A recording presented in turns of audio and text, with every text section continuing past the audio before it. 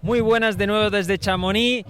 Si hace un ratito he tenido la ocasión de hablar con François Daen, el padre de la criatura de la colección espectacular de Salomon, ahora tengo la ocasión de hablar con la persona que ha estado detrás, entiendo que trabajando con François codo a codo, que es el diseñador, que es Félix Deger, espero haberlo dicho bien.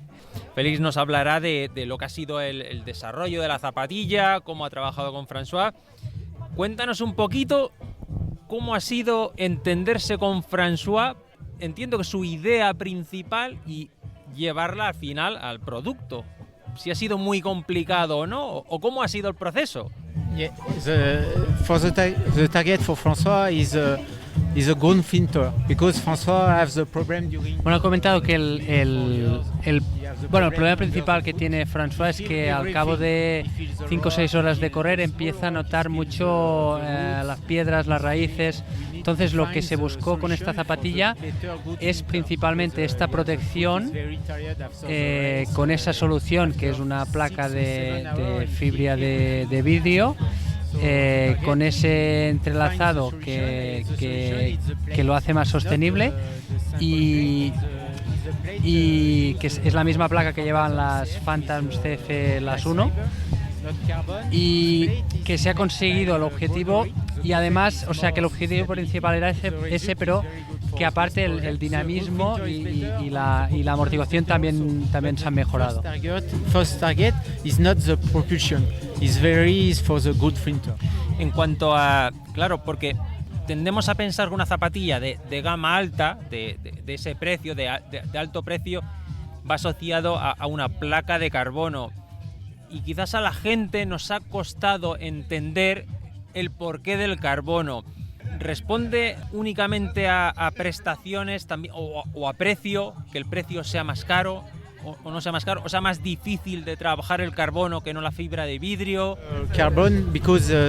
Sí, que la placa de carbono al final es muy rígida y a diferencia de la placa de fibra de vidrio que se mueve, es más flexible en varias direcciones.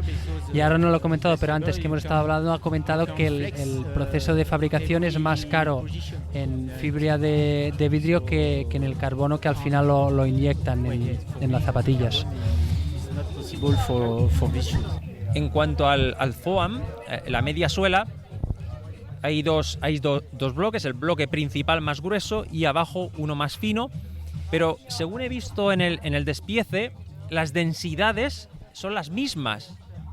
¿No hubiese sido mejor diferenciar densidades para dar, por ejemplo, cushion en una parte y un poquitín más de respuesta, que unido a la placa la zapatilla tuviese un poco más de vida? We try to use two different density, but que han probado distintas densidades y que al final la mejor solución era que tuvieran la misma densidad. The better result is than this solution. En cuanto al resto de la zapatilla, hemos visto que se implementa un matrix, tejido matrix, pero es muy, muy, muy fino y se ve casi transparente. ¿Por algún motivo en especial, alguna manía de François o por algún motivo responde que se haya utilizado ese matrix tan fino? We would like to try to have the lighter material because you use the plate, so the plate is 20 grams more. Sí, no, que al final es una solución porque la placa de fibra de vidrio pesa 20 gramos más. Entonces han intentado limar el peso por los otros lados. ¿Solo por el peso? ¿Realmente? Sí, que a lo mejor en un futuro se cambia el tipo de tejido del upper, pero que ahora mismo Matrix es el más duradero. Y por última pregunta, el contrafuerte, la parte trasera, yo me esperaba encontrar más estructura, pensando en un público más generalista, no tan élite, no tan top. Pensaba encontrar un contrafuerte un poquitín con más estructura y no tan maleable o con tan poca estructura en definitiva. ¿Era alguna preferencia de François o se ha hecho así por algún motivo? The part for the heel and the tongue is specially for François because François would like he thinks maybe have O sea, ha dicho que esta parte, el upper y la parte trasera del talón está hecho